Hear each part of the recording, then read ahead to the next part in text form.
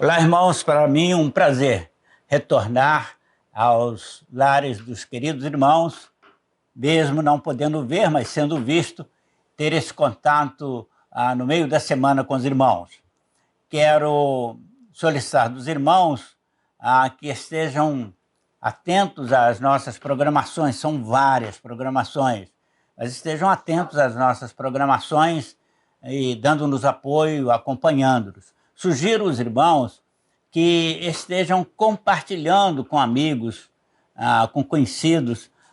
O nosso culto está sendo transmitido, são mensagens exortativas, mensagens evangelísticas, são mensagens direcionadas ao grande público, e eu convido os irmãos a estarem compartilhando com os amigos, especialmente aqueles amigos do Evangelho ainda não decididos. Façam isso. Nós estamos sentindo falta de saber sobre decisões por Cristo Jesus. A pandemia não pode impedir pessoas de serem recebidas por Jesus ou receberem a Jesus como seu Senhor e Salvador. E o único meio que o irmão tem é disponibilizando a nossa programação aos amigos. Muito fácil, conversem com eles e enviem para eles. Nós, a partir da próxima quarta-feira, teremos também a presença da irmã Nelma com as Déboras. Nós estamos ajustando isso aí para ter um momento de oração com as Déboras, e será um momento especial de oração. Então, vocês estejam também atentos a isso aí. Preste atenção, os irmãos, membros da igreja e os líderes da igreja, os irmãos que têm cargos na igreja. Próximo sábado, irmãos, próximo sábado, eu preciso de uma reunião com o máximo de líderes possível aqui em nossa igreja. Será uma reunião presencial, a partir das 10 horas, com todo o cuidado, como temos feito no domingo, para o culto matinal.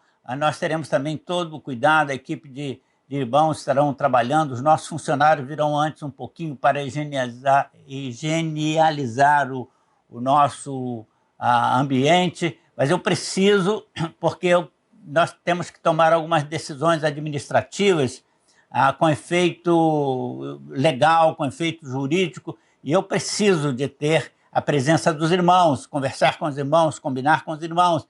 Depois nós vamos fazer uma assembleia com presenciais e irmãos que estarão assistindo online.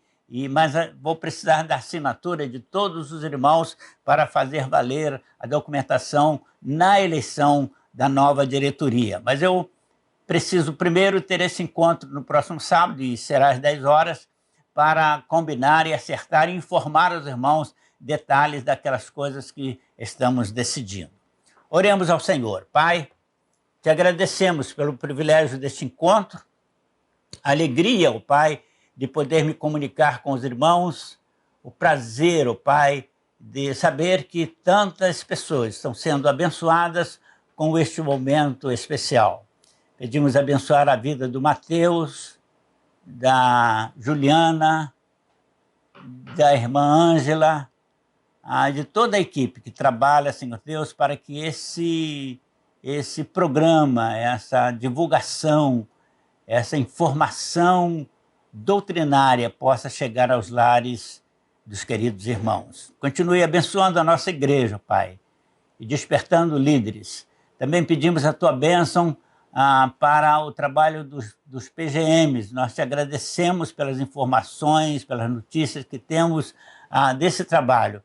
E louvamos o teu nome, Senhor, pelo teu cuidado para conosco, de em tempo oportuno nos proporcionar a ter esse tipo de trabalho que veio nos abençoar nesse momento de recolhimento. Guarda-nos, ó Pai, conduza-nos também no estudo desta noite. Nós oramos em nome de Jesus. Amém. Nós vamos cantar com o pastor Marcos uma música só, e logo a seguir eu introduzo o estudo desta noite.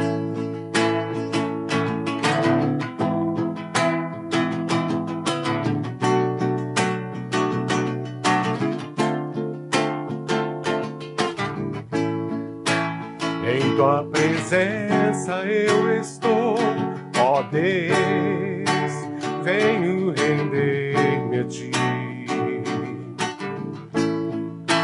Com o coração cheio de amor, declaro que tu tens feito a mim. Mesmo sem merecer meu amor, na cruz se entregou por mim.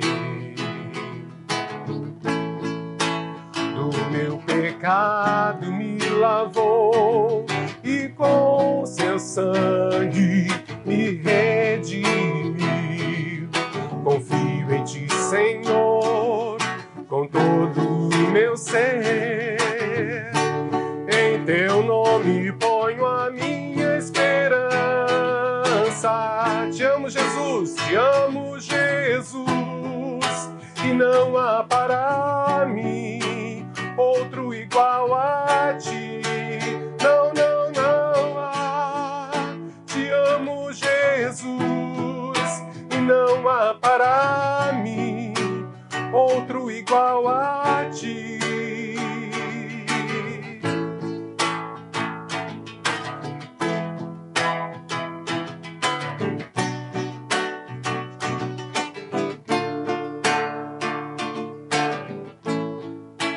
Mesmo sem merecer meu amor, na cruz se entregou por mim.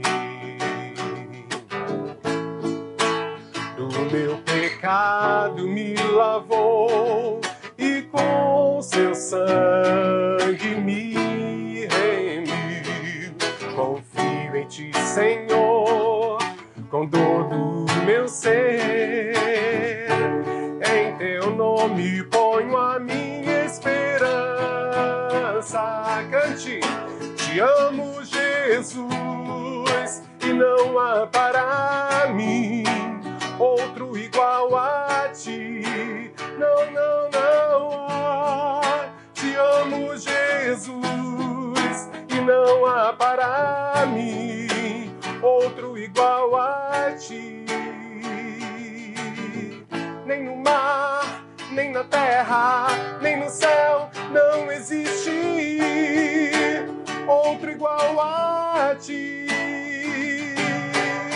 Quem poderia procurar, mas não iria encontrar, Senhor, outro igual a ti. Nem no mar, nem na terra, nem no céu não existe outro igual a ti. Eu poderia procurar, mas não iria encontrar, Senhor, outro igual a ti.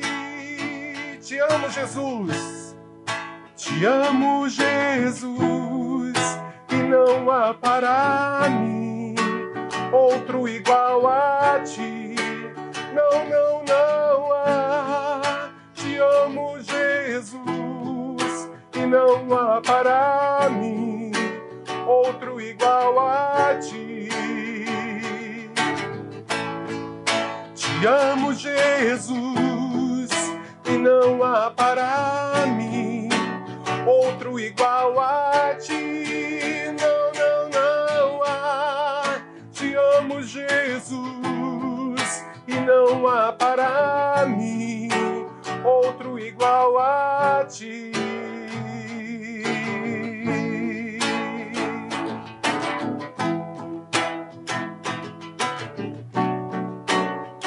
Vamos ver se todos aprenderam. Mais uma vez.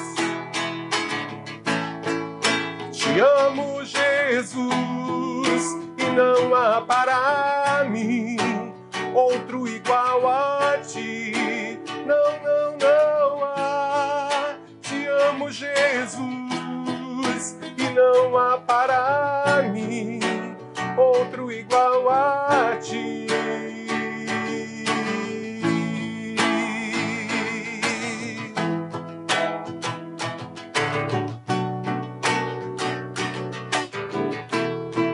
Te amo, Jesus. Amém. Irmãos, nós estamos estudando sobre mordomia.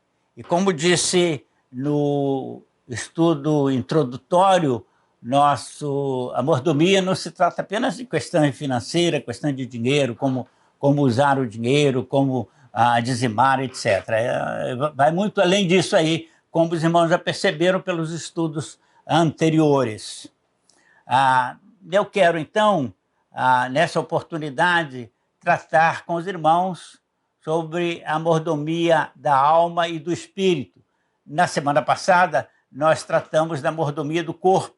Falamos bastante sobre a questão do cuidado e o que fazer com o nosso corpo e por que fazer. Mas agora vamos focar a questão da alma e do espírito. Convido os irmãos para a leitura no texto de 1 Tessalonicenses, capítulo 5, o versículo 23. Que o nosso Deus vos santifique, corpo, alma e espírito, e que sejam plenamente conservados, irrepreensíveis, para a vinda do nosso Senhor Jesus Cristo. Corpo, alma e espírito sejam conservados de forma a que sejam apresentados diante do Senhor irrepreensíveis no dia da volta do Senhor. Semana passada, como disse, 19/8, consideramos a nossa responsabilidade como mordomos de Deus com relação à mordomia do corpo. Hoje estaremos focando a nossa mordomia para com Deus em relação à alma e ao espírito. Amados, assim como prestaremos contas a Deus do nosso corpo, do nosso físico, o templo, a morada do Espírito Santo, 1 Coríntios 3,16, também prestaremos conta da alma. E eu considero a alma o lugar do trono de Deus em nós.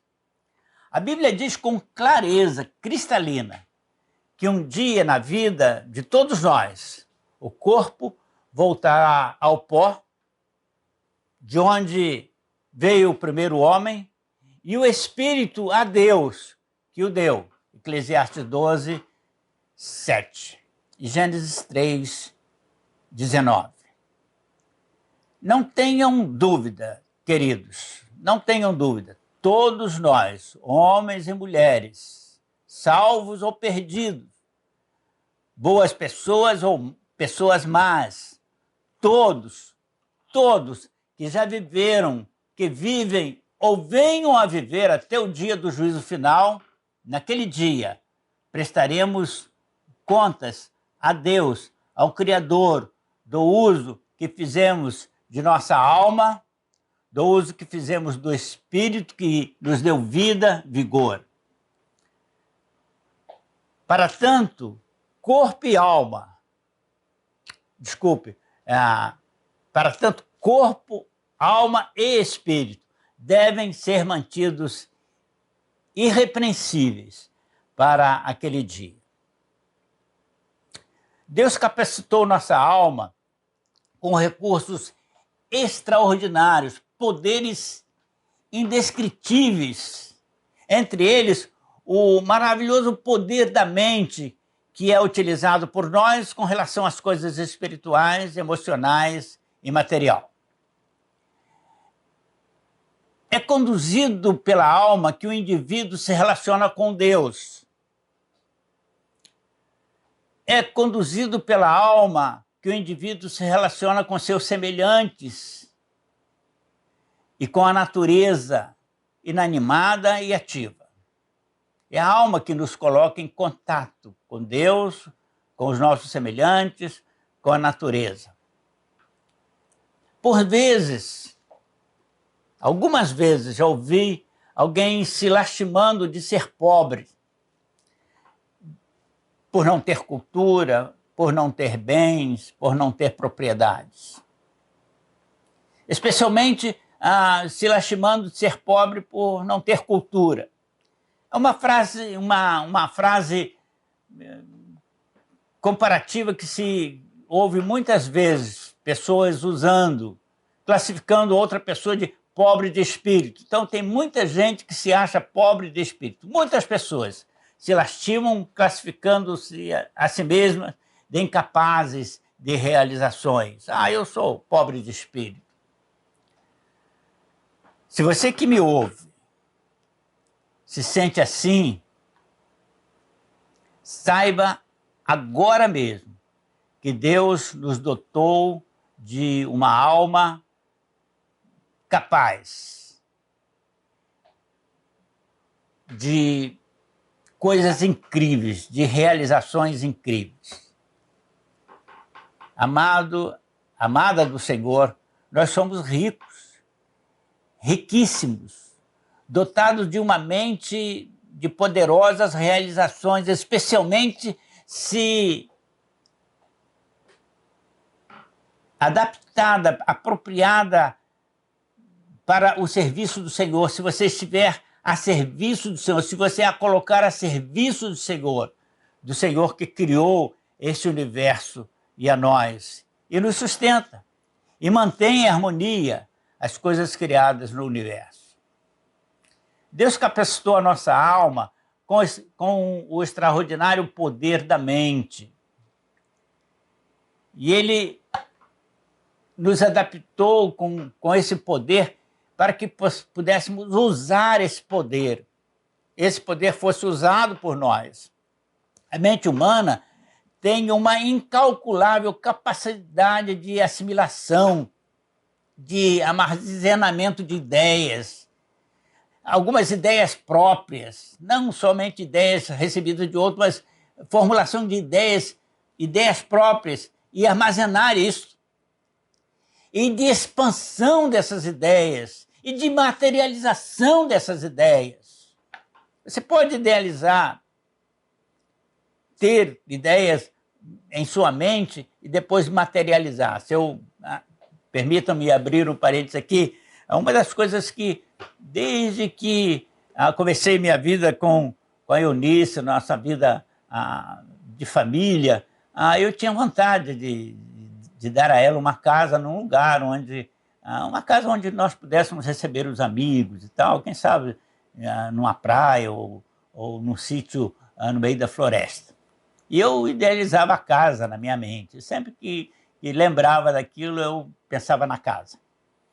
E exatamente quando Deus me deu a oportunidade de construir, eu construí uma casa como sempre. Então hoje, quando eu chego lá na casa, eu vejo materializada a ideia que eu tive. Interessante que quando eu comecei a construir, na minha cabeça, eu imaginei como dos grandes Eunices, quando começamos a obra, Eunice dizia assim, você está construindo uma igreja ou uma casa? Porque ela via que eu pretendia coisas grandes, como dos grandes. Você, crente no Senhor, deve usar essa capacidade mental para a glorificação do Senhor. Use-a, treine a sua mente, aplique a sua inteligência a serviço dos propósitos de Deus, de quem és mordomo. O seu progresso, o seu sucesso, sendo você um crente, morada do Espírito de Deus, glorificará o nome do Senhor. No seu sucesso, o Senhor estará glorificado. Sempre que alguém chega lá naquela casa e elogia a casa, eu digo, isso é coisa de Deus, é para a glória de Deus. Irmão, irmã, especialmente vocês jovens, procurem crescer, procurem desenvolver-se mentalmente, avancem na vida exercitando o poder que há na sua alma. Ela é criativa, só o ser humano tem essa capacidade. E és livre, você é livre para usá-la para o bem ou para o mal, ou não usá-la.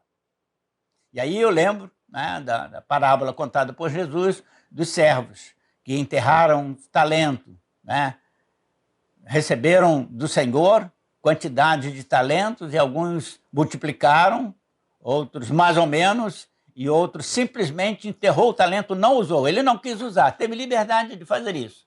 E devolveu ao Senhor, tal como recebeu. Isso significa, eu disse há pouco, que você é livre para usar para o bem e para o mal, ou não usar. Caso alguém a use para o mal, ou não use, um dia responderá diante daquele que o dotou com ela. Você é inteligente? O que você tem feito da sua inteligência? Você é capaz? O que você tem feito de sua capacidade? Você vai estar diante do Senhor para responder essa pergunta. Para o crente, o uso do intelecto, o bom desenvolvimento da mente, não é facultativo, não é opcional. Vou repetir. Para o crente, o ímpio também, mas especialmente o crente, você que é servo do Senhor, você que está ouvindo isso do pastor agora, o bom uso da sua mente não é facultativo, opcional, é algo necessário, pois trata-se de um dom que o Senhor confiou a você, um talento com o qual Ele dotou você. E aí, repito, o exemplo da parábola contada por Jesus, dos talentos. Esse talento, essa inteligência, essa capacidade deve ser usada a serviço do Senhor, em proveito da humanidade. O servo, o mordomo do Senhor, que enterra o seu talento, a sua capacidade, sofre detrimento, vai sofrer repreensão do Senhor se não fez bom uso. Lembre-se, queridos, que o inimigo de nossas almas trabalha para inutilizá-la. E ele o faz metodicamente. Metodicamente. Não permita que Satanás a subjugue, domine sua mente. Lembro do caso de Sansão e Dalila. Dalila foi usada como instrumento nas mãos de Satanás. Sansão deixou-se gradativamente subjugar-se por Dalila, por Satanás. Aos poucos foi cedendo aos caprichos dela, até que se viu preso, sem forças, em mãos inimigas. Gradativamente. Satanás investe contra nossas almas na área de nossa mente, com insinuações malévolas toda hora, a todo instante, todo dia. E nós devemos estar alertas para rejeitar. Conservemos a nossa alma sempre alimentada, preparada, limpa, cuidando para que a nossa alma tenha sempre pensamentos nobres, nos motivando a atitudes dignas e a desejos puros.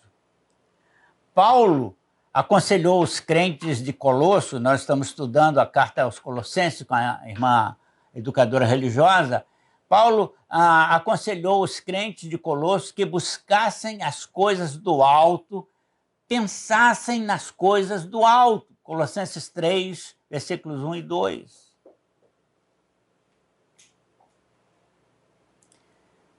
Pensar nas coisas do alto, irmãos, nas coisas celestiais, creio, é o melhor antídoto contra os ataques de Satanás às nossas almas. Temos a obrigação, como mordomos, de crescer constantemente na graça e no conhecimento de Jesus Cristo, 2 Pedro 3,18. Temos a obrigação de abastecer a nossa alma com os manjares celestiais que o Senhor provê para a nossa subsistência. Não devemos nos descuidar dos poderes da alma. Seria uma anomalia indesculpável querer ser um bom mordomo, um bom servo, ser um bom crente, mas de alma, um crente de alma raquítica. A verdade, porém, meus queridos, é que nós encontramos por aí dezenas, centenas, quem sabe milhares de crentes cuja alma está em desacordo flagrante com a maneira de viver de um cristão. Isso porque não estão cuidando, como mordomos, da sala do trono de Deus em sua vida, que é a sua alma. Deus, em sua infinita bondade, colocou em nossas mãos um manual com orientações abundantes para os crentes, para os seus servos, se orientarem em como executar bem suas tarefas e desenvolverem-se bem na missão de o servirem como bons mordomos. A Bíblia é esse manual, fonte inesgotável de poder para a nossa alma e perene saber. Na semana passada, eu bati muito nessa tecla. O que os seus olhos estão vendo? O que você está lendo? O que você está lendo? Disse na semana passada que os nossos olhos são a janela da alma. Então, o que você lê, se você lê sujeira, então você vai emporcalhar a sua alma, vai sujar a sua alma, vai colocar coisas sujas na sua alma, na sua mente. E você não vai poder ser um bom mordomo. Mas a Bíblia Sagrada, o livro santo, as escrituras do Senhor, a revelação de Deus ao nosso coração, ela está cheia de conselhos e ela pode nos alimentar bem a alma para mantê-la distante do pecado. O autor sagrado diz que os ensinos bíblicos são aos nossos corações mais do que favos de mel, docinho, saboroso. Em guardar os preceitos do Senhor, há grande recompensa. Salmo 19, 10 e 11. Eu não estou, irmãos, colocando aqui esses conceitos para sacrifício vosso, mas para abençoar a sua vida. Como mordomos, temos acesso direto à sala do trono, se desejamos de fato fazer a vontade do Senhor. Como servos fiéis, devemos buscar com frequência a sala do trono, também através das nossas orações. Buscar na busca de soluções para os problemas do nosso dia a dia, para falar sobre os nossos problemas diários, para ouvir do Senhor as suas orientações na expectativa de melhor servi-lo. Mordomo consciente e fiel não abdica desses privilégios e utiliza sempre buscando ao Senhor em oração. Disse, não abdica desses privilégios. Qual privilégio? De ler a palavra, de conhecer a palavra, conhecer a vontade de Deus através da sua revelação e conversar com Deus. Eu não sei como você ora, mas nas minhas orações pessoais, devocionais, eu costumo conversar com Deus. Às vezes eu questiono, converso, falo, coloco situações. E às vezes durmo e depois o Senhor me responde. Às vezes me responde na hora. Então, acostume-se a ter esses momentos na sala do trono como um momento de audiência com o Senhor. Converse com o Senhor. Às vezes a gente fica muito preso na questão só de pedir, ou até agradecer. Mas entre pedir e agradecer, tem também o conversar com o Senhor. Procurar sentir no seu coração. Talvez no princípio você não perceba muito, mas depois você vai se acostumar com isso, a ouvir a voz de Deus em sua própria alma. Concluindo, queridos, não há maior honra, maior privilégio mais nobre do que servir a Deus, ser cooperador de Deus. Somos seres imperfeitos. Em nós, meus queridos, não habita justiça. mas temos sido convocados para cooperar num projeto de valor eterno. O que faço agora, o que você faz agora, vai refletir, meus queridos, na eternidade. Fico feliz quando encontro pessoas que conversam comigo e colocam, olha, foi no dia tal, em tal momento, você disse isso, você fez aquilo, você pregou assim, e ali mudou a minha vida, ali as coisas acertaram na minha vida, ali eu tive um encontro com o Senhor. Estava numa reunião de líderes há algum tempo atrás, na convenção, e um dos líderes da convenção, em posto de destaque, em posição de destaque, disse que me abraçou e me apresentou aos demais liderados dele como a pessoa que pregou no dia em que ele tomou a decisão na vida dele de mudar o rumo da vida dele. Ele era adolescente na época e hoje ele é um dos líderes da denominação. Que alegria, irmãos! E eu fiquei olhando para o trabalho que esse homem faz e imaginando a influência dele no trabalho que ele faz e imaginando a repercussão de tudo isso lá na eternidade.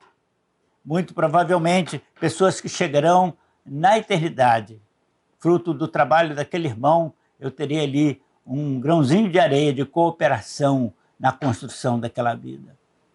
Se você é um desses crentes desenchavidos, sem perspectiva, que nem mesmo tem noção da sua obrigação cristã, passe a ser um cristão bênção, como o mordomo de Cristo, pois darás contas ao Senhor da tua mordomia um dia. Tenha você feito ou não tenha feito, vamos responder, você vai responder também. Cada um de nós, a cada um de nós, é dada a oportunidade para realizar algo pela expansão, ampliação do reino de Deus. Ninguém poderá dizer que não teve oportunidade de servir. Se crente, se salvo. Todo crente, todo salvo. Tem de Deus, na medida dos seus recursos, tem de Deus a oportunidade de fazer algo. Todos, indistintamente, têm essa oportunidade, com base na capacidade de cada um, claro, mas tem essa capacidade.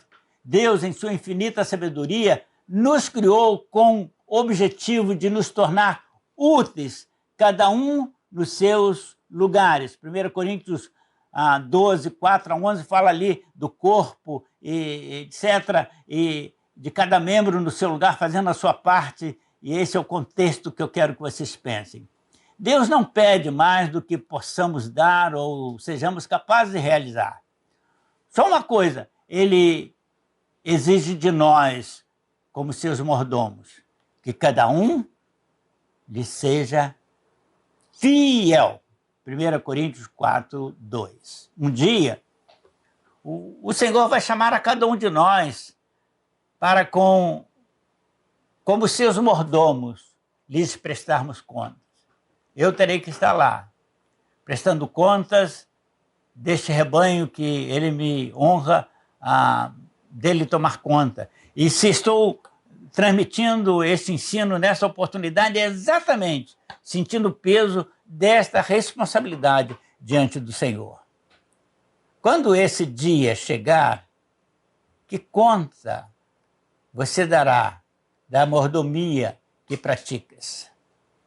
A vida cristã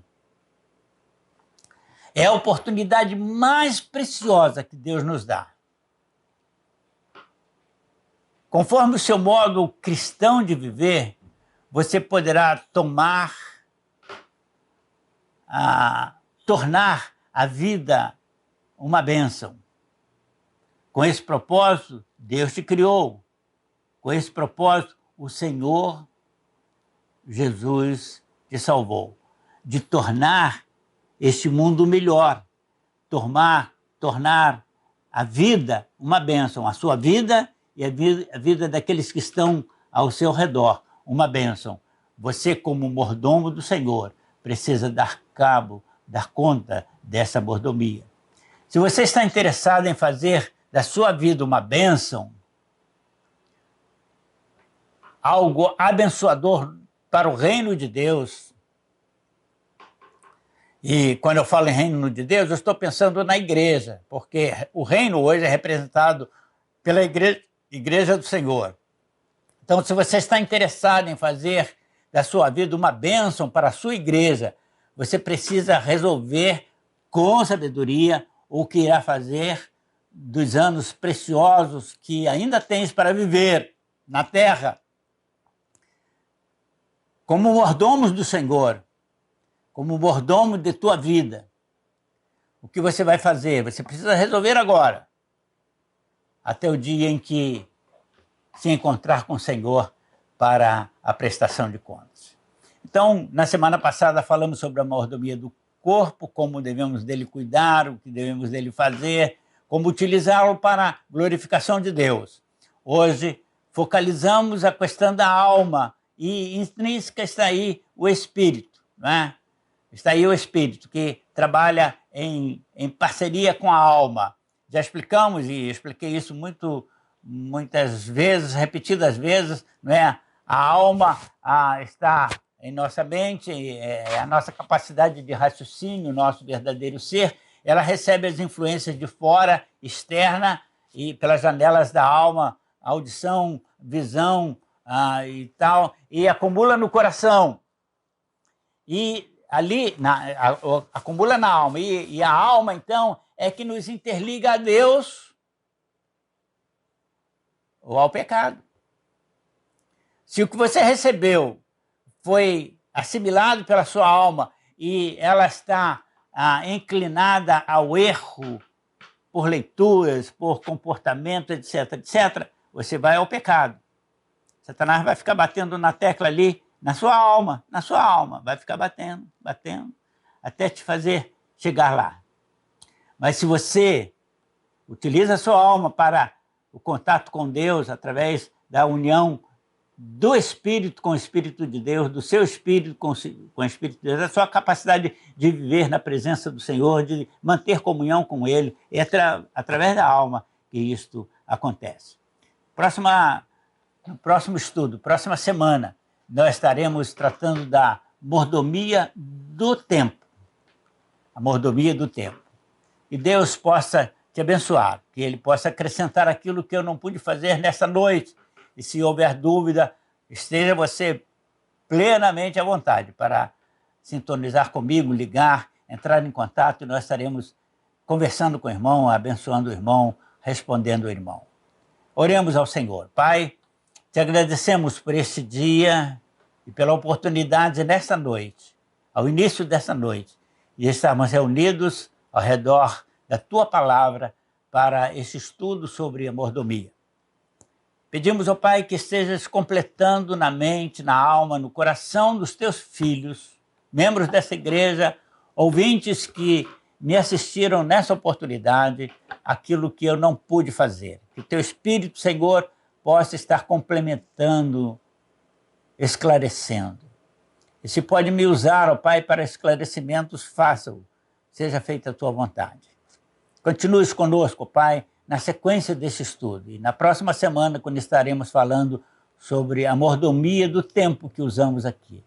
Que o Senhor possa me conduzir. Oramos em nome de Jesus. Amém. Que o amor de Deus, a graça do nosso Senhor e Salvador Jesus, seja com todos vós. Amém. Oi, gente, aqui no nosso panorama bíblico de hoje nós vamos falar do livro de Romanos. Paulo escreve a sua carta aos Romanos durante a sua segunda viagem missionária, quando ele revisitava as cidades da Ásia nas quais ele havia pregado o evangelho anteriormente. O objetivo de Paulo ali era visitar outras regiões e chegar até Roma, para pregar o evangelho, por isso ele escreve a carta para se apresentar e também para conseguir o apoio para que lá fosse uma das suas bases missionárias. Porém, esse não era o plano de Deus e ele permanece na região por vários anos, pregando o evangelho. Bom, Paulo ele era um cidadão romano, porém ele era de Tarso, outro extremo em relação a Roma. Ele era judeu, fariseu, conhecedor da lei, porém havia se convertido ao cristianismo através de uma experiência com o próprio Jesus e ele passou de perseguidor dos cristãos para um grande evangelista. Então, na sua carta, ele apresenta o evangelho como o poder de Deus para a salvação de todos pela fé em Cristo, diferente do legalismo mosaico ou judaico que ele conhecia muito bem e antes era seguidor. Ele apresenta Jesus como o único caminho de salvação, a justificação pela fé em Cristo, e que o homem escravizado pelo pecado só poderia ser liberto pela sua fé em Jesus.